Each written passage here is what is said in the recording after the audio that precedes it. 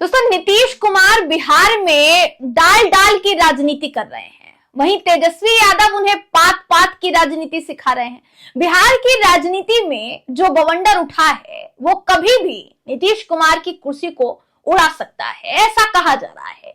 नीतीश कुमार ने जो किया उसके बाद बिहार में ये बात भी आम सी हो गई है कि बिहार का लिट्टी चोखा और नीतीश का धोखा बड़ा खास है।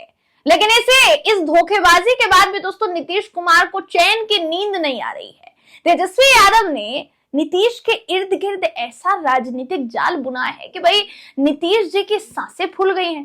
तेजस्वी यादव ने मांझी को फिर से दे दिया है ऐसा ऑफर कि नीतीश कुमार की बेचैनी फिर से बढ़ गई है। दोस्तों, तेजस्वी यादव ने अपने एक दांव से मांझी को भी साधा और नीतीश की कुर्सी को भी खतरे में डाल दिया। मांझी के दांव पर पूरे बिहार की नजर है दोस्तों, क्योंकि नीतीश कुमार में जो मांझी के विधानसभा में बेइज्जती कहीं ना कहीं की गई थी नीतीश कुमार द्वारा, उसका बदला लेने का भी मांझी के पास पूरा का पूरा मौका है। नीतीश की सरकार किसी भी वक्त पलट सकती है। तेजस्वी यादव का पूरा प्लान तैयार नजर आ रहा है, जिसका डर सत्ता और खास तौर पर नीतीश कुमार के मन में ऐसा है कि फ्लोर टेस्ट की तारीख को भी आगे बढ़ा दिया गया है। दोस्तों, पूरा मामला क्या है आप सुनकर दंग रह जाएंगे, बताऊंगी आपको इस खबर में। नमस्कार, मेरा नाम है जयंती झा। नीतीश कुमार ने पलटी मारकर फिर से भाजपा के साथ अगर जाने का मन बनाया और महागठबंधन से राजनीतिक रूप से कहीं ना कहीं छला उनको, लेकिन आप फिर भी देखिए दोस्तों, तेजस्वी यादव हारने के लिए तैयार नहीं है। नीतीश कुमार के साथ ही वो खेला करने वाले, ऐसा कहा जा रहा है। तेजस्वी ने सत्ता दल के साथ पूरा खेल करने की तैयारी कर ली है। नीतीश सरकार बिहार में शुरू होने वाले प्रस्तावित बजट सत्र में कहीं ना कहीं जो है देरी कर सकती है। दोस्तों, दो खेल कर सकती है। देखिए, पहली मांझी के मुख्यमंत्री बनने से फिर बिहार में ये गाना जो है जोर शोर से गूंजेगा कि जब तक रहेगा समोसे में आलू तब तक रहेगा बिहार में लालू।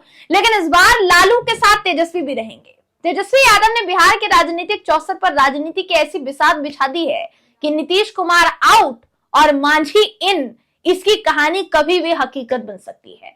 क्योंकि असल में तैयारी जो है सरकार में उलटफेर के पहले हो रही थी दोस्तों, कि किसी भी तरीके से जीतन राम मांझी को महागठबंधन अपने खेमे में कर लिया जाए।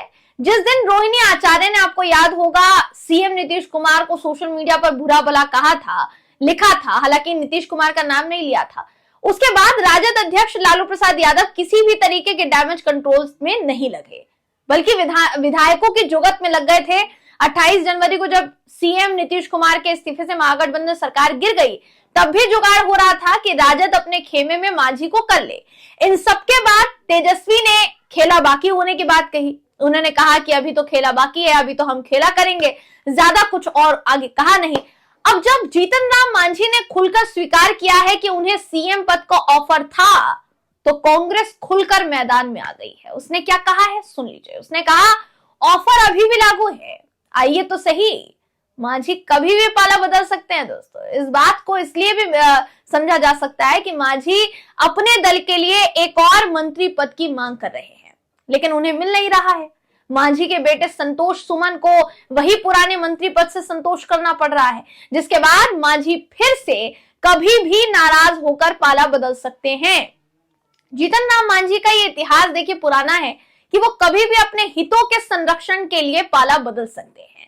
कांग्रेस का अंदाज ऐसा है जैसे साल 2000 की तरह नीतीश कुमार की सरकार 7 दिनों में गिराने की तैयारी कर रहे थे, फिर दोबारा 2024 में भी वो ऐसा कर सकते हैं। मुकेश सहनी जो विकासशील इंसान पार्टी के मुखिया हैं, उन्होंने भी जीतन राम मांझी को मुख्यमंत्री बनाने की मांग की है। सहनी ने कहीं ना कहीं मीडिया से बातचीत करते हुए क्या कहा दोस्तों, इसको समझना और सुनना बहुत जरूरी है। उन्होंने देखिए बातचीत करते हुए कहा कि मांझी दलित समाज से आते हैं और उनका मुख्यमंत्री पद पर अनुभव भी है। उनके पास 4 विधायक हैं। हमें ये नहीं भूलना चाहिए कि झारखंड में 1 विधायक वाले मधु कोड़ा मुख्यमंत्री बने थे। उन्होंने साफ लहजे में कहा कि इधर आए या उधर जाए, मांझी को सीएम बनना चाहिए। सहनी की बातों और तेजस्वी और कांग्रेस के ऑफर ने मांझी के मन में शायद लड्डू फुटवाने शुरू कर दिए हैं दोस्तों, हलचल बढ़ा दी है शायद।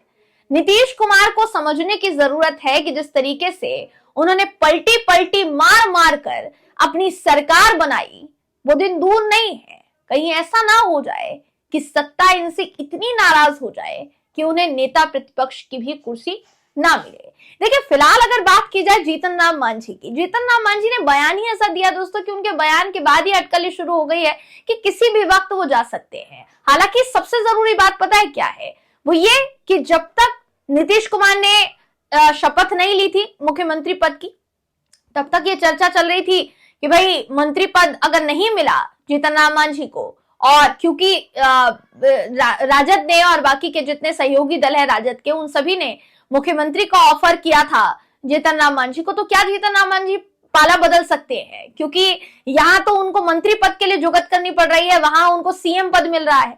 तो इस बात का जिक्र करके ही उन्होंने बात छेड़ दी है कि भाई उनको मंत्री पद, उनको मुख्यमंत्री पद दिया जा रहा था, उन्होंने वो ठुकरा दिया क्योंकि भारतीय जनता पार्टी के साथ वो बने हुए हैं, एनडीए के साथ वो बने हुए हैं, वो बने रहना चाहते हैं।